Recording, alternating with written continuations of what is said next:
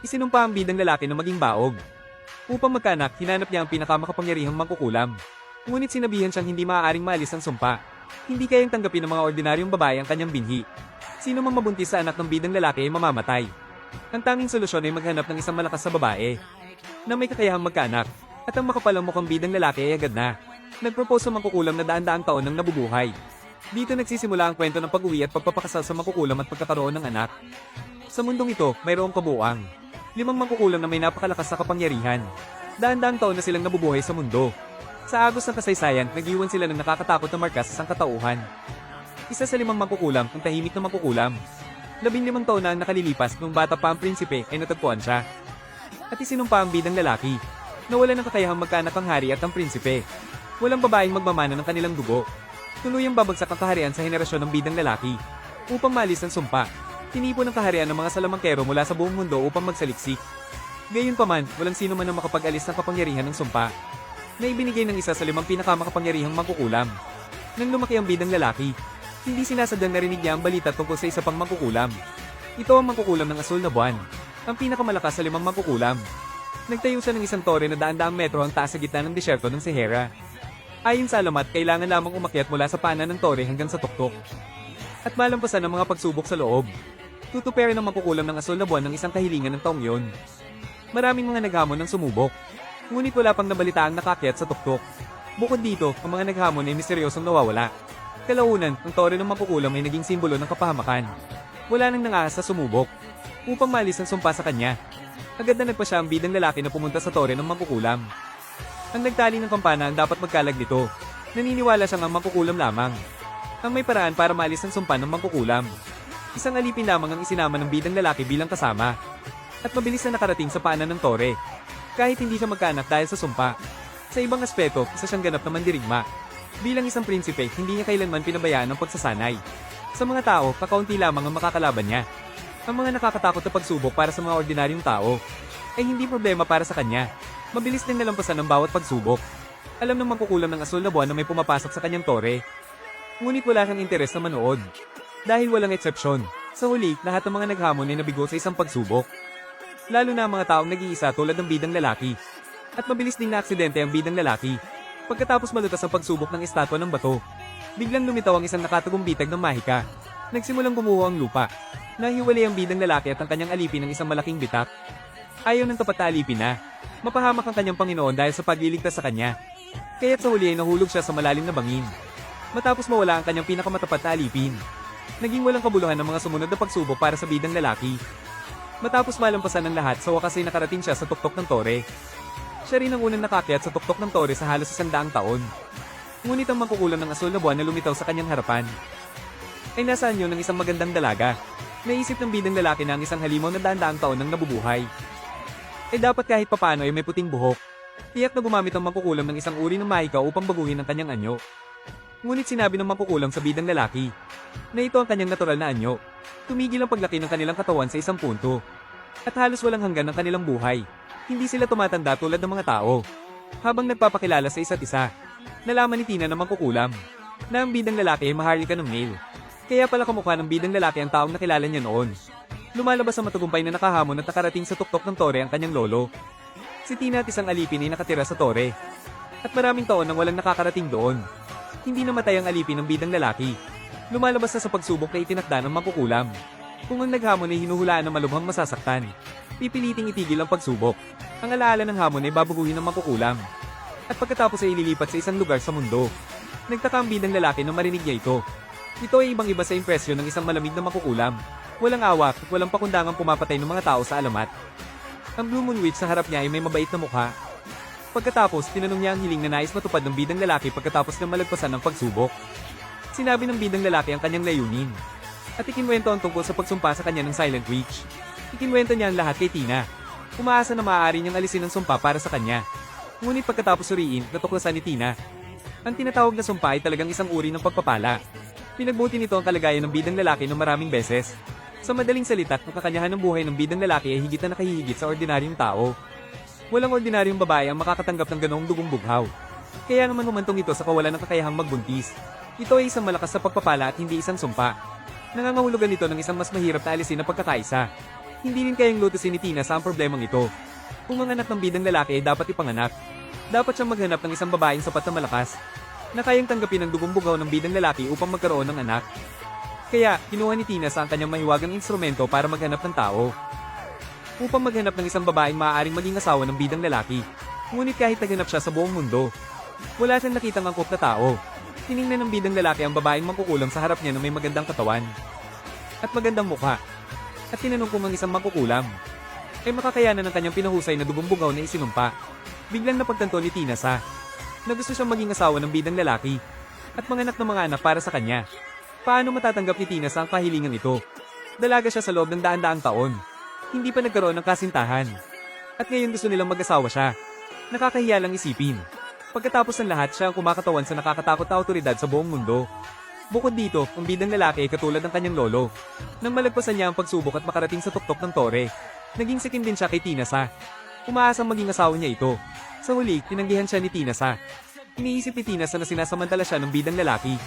Kung hindi ang lolo, ang apo naman. Plano niyang turuan ng leksyon ng walang hiyang bidang lalaki. Baguhin ang kanyang alaala at ibalik siya sa kaharian. Ngunit hindi natakot ang bidang lalaki. Dahil ang espada na dala niya. Ang tanging espada sa alamat na kayang labanan ng mahika ng maharlikang pamilya. Sa madaling salita, ito ang kahinaan ng mangkukulam. Kung talagang maglalaban sila, hindi sigurado kung sino ang mananalo sa pagitan ni Tina at ng bidang lalaki. Nang makita ang matigas na ugali ni Tina, nag-isip sandali ang bidang lalaki at binago ang kanyang kahilingan. Hiniling niya sa mangkukulam na umalis sa tore at tumira kasama niya sa kaharian sa loob ng 1 taon. Pagkatapos, si Tina ay maaaring pumunta kahit saan niya gusto. Kaya, opisyal na pumirma ng 1 taong kontrata ang prinsipe at ang mangkukulam. Hindi nilala na ang kanilang pagkikita ay magdudulot ng malaking pagbabago sa panahon ng mga mangkukulam. Kung magbago ang isip mo, pwede ka ring maging asawa ko. Kung ganun, bibigyan kita ng 10 anak. Hindi inaasahan ng mangkukulam na ito. Dahil lang sa nakagat siya ng halimaw at top unit ang kanyang mga laman loob, ay magiging isang kaakit-akit pa ring ate. Mas gusto siya ngayon ng prinsipe. Gusto na talaga niyang pakasalan ito at magkaanak. Gayunpaman, umalis ang mangkukulam sa tore para tulungan siyang alisin ang sumpa ng pagkabaog. Ngunit hindi niya inaasahan na magiging ganito kawalandiya ang prinsipe. Gusto niya ang buong pagkatao at katawan niya. Gayunpaman, bilang tagapagtanggol ng bidang lalaki, naglagay si Tina ng proteksyon sa kanya. Sa ganitong paraan, maging ang pisikal o mahiwagang pag-atake ay mawawala ng bisa. Hanggat nabubuhay si Tina, walang sino man ang makakabasag nito. Gayunpaman, ang mga pag-atake gamit ang lason o espiritual na kapangyarihan ay hindi gagana. Hindi inaasahan na ang pagpirma ng kontrata sa mangkukulam ay magkakaroon ng ganitong benepisyo. Dahil takot ang lahat sa mangkukulam, napilitan si Tina na manirahan sa kaharian bilang isang baguhang salamangkero. Ngunit hindi niya inaasahan na ang mga salamangkero dito ay mahina lang pala. Sa simula, gusto niya magsindi ng kandila. Ngunit kung walang hindi inaasahang mangyayari, may mangyayaring hindi inaasahan. Nahulog ang kandelero. Mabuti na lang at mabilis si Tina. Nahawakan niya ang lampara nang walang kahit anong oras ayon.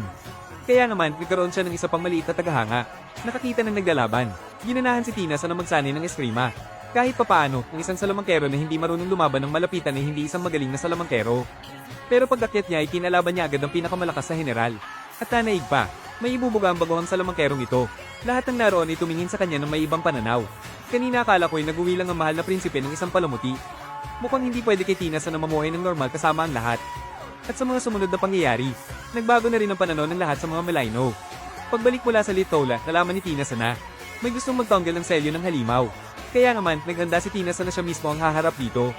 Pero ang lugar na yun ay sakop ng bidang lalaki, kaya kailangan niyang sumama. Kaya naman, sinamahan ng bidang lalaki at ang kanyang mga tauhan si Tina papunta sa lawan ng Mahika. Ngunit, sa kalagitnaan ng kanilang paglalakbay, may napansin si Tina na sumusunod sa kanya sa dilim. At pinilit niya itong magpakita. Isang salamangkero pala mula sa karatig bansa. Siya ang may kagagawa ng mga halimaw. Alam na hindi niya kaya si Tina. Hindi na nagtagal ang matandang lalaki. Pero bago umalis, nag-iwan muna ang duwag na ito ng isang regalo. Kahit na Mahika sa level na ito, ay hindi makakasakit sa bidang lalaki. Kawawa naman ang iba. Sa gitna ng panganib, ginamit ng bidang lalaki ang pananggalang na ginawa ni Tina para iharang ang sarili at protektahan ang kanyang mga tauhan. Sayang na lang, nakatakas ang matanda dahil may mga nasugatan. Iminungkahi ng bidang lalaki na bumalik muna sila para magayos ang tauhan at gamit bago bumalik, habang si Tina ay balak habulin ng matandang lalaki. Pero gusto ring sumama ng bidang lalaki. Tutal, ang bansang ito ang punteriya ng mga iyon. Hindi niya hahayaan si Tina na mag-isa lang na harapin ang lahat. Pero masyadong delikado ang nasa unahan. Kinailangan pang kumbinsihin ni Tina ang bidang lalaki. Hanggat ikaw ang nakakontrata sa akin, ako pa rin ang iyong tagapagtanggol. Kahit saan ako magpunta, kahit anong gawin ko, sa huli, babalik pa rin ako sa'yo. At hindi rin ako mamamatay ng nauna sa'yo, hinding-hindi. Alam ko na, sige na, umalis ka na. Sige.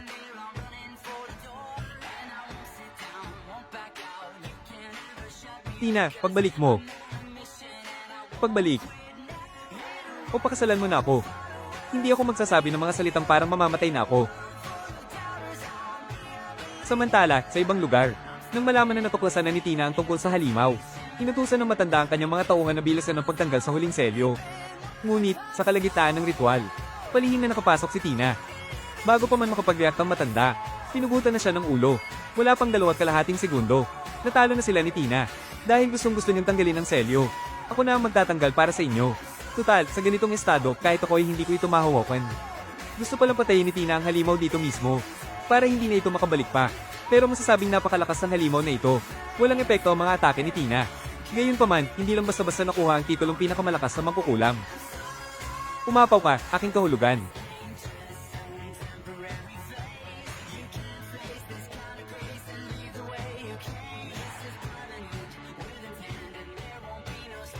Sumabog ka.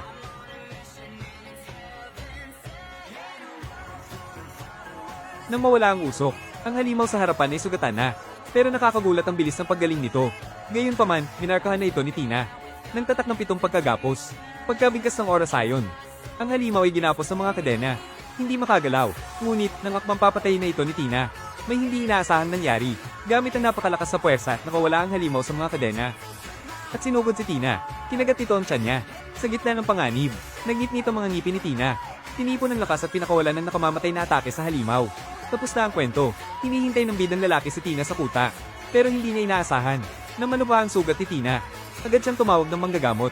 Maya-maya, nang malaman na kaya naman palang gumaling mag-isa ang sugat ni Tina, nakahinga na rin ng maluwag ang bidang lalaki. Hindi mapigilan ang pag-aalala. Dali-dali niya itong binisita. Pagbukas niya ng pinto, medyo natarante siya.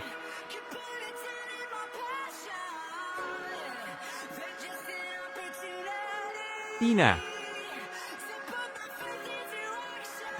Hintayin mo akong makapagbihis bago ka pumasok. Napakahusay ng reaksyon ng bidang lalaki, dahil malala ang tama sa kanyang mga laman loob.